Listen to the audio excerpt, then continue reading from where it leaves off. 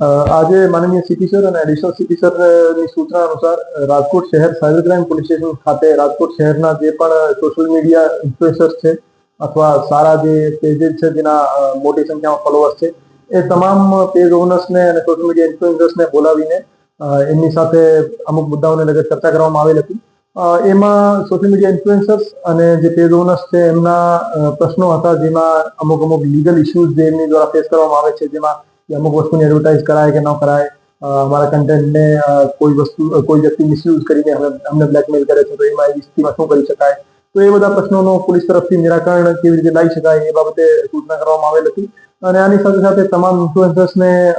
અમે અમારા તરફથી એમની શું સપોર્ટ એમનો જોઈએ એમને એ બાબતે પણ એમને માહિતગાર કરવામાં આવેલ હતા। જેમ કે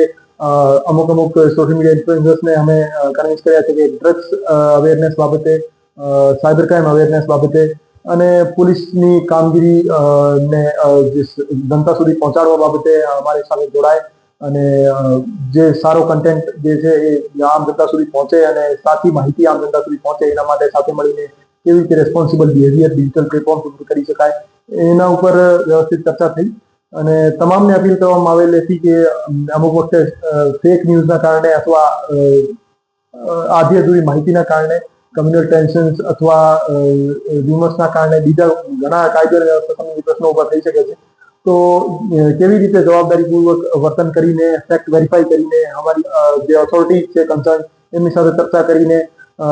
અને બધું વેરિફિકેશન કર્યા પછી જ ઇન્ફોર્મેશન જે છે જનતા સુધી પહોંચે અને વેરીફાઈડ અને ફેક્ટ ચેકડ ઇન્ફોર્મેશન જનતા સુધી પહોંચે એના માટે આગળ કેવી રીતે વધી શકાય આ એક માહિતી એમની સાથે ચર્ચા કરવામાં આવી। તમામ સોશિયલ મીડિયા ઇન્ફ્લુએન્સર્સ અને કન્ટેન્ટ ક્રિએટર્સ છે એને હું અપીલ કરવા માંગુ છું કે આપ ફક્ત અને ફક્ત વ્યૂઝના કારણે અથવા ટીઆરપીના કારણે આપ ઇરરિસ્પોન્સિબલ બિહેવિયર ના કરો। આપ કોઈ પણ એવો કન્ટેન્ટ આપ પોતાના પેજ ઉપર અપલોડ ના કરો જેના કારણે માણસોમાં પેનિક ક્રિએટ થાય, સોસાયટીમાં નેગેટિવ મેસેજ જાય અથવા કોઈનો કેરેક્ટર અસેસિનેશન થાય। તો એ બધા કન્ટેન્ટ ક્રિએટ ના કરો અને આપ એક ફ્રી મીડિયાના ભાગ છો તો આપ જવાબદારીપૂર્વક વર્તન કરો અને જે પણ આપ કન્ટેન્ટ ક્રિએટ કરો એનો એક સોશિયલ વેલ્યુ હોવી જોઈએ, એમાં મેસેજ હોવો જોઈએ, એની પાછળ સારો ઇન્ટેન્શન હોવો જોઈએ અને મનોરંજનના કારણે પણ આપ કોઈ એક કન્ટેન્ટ બનાવો તો એમાં પણ જવાબદારીપૂર્વક વર્તન કેવી રીતે કરી શકાય એ હું તમામને અપીલ કરવા માંગુ છું। અમુક MLM અથવા પ્રાઇસ ચેક અથવા એવી કોઈ કંપની જે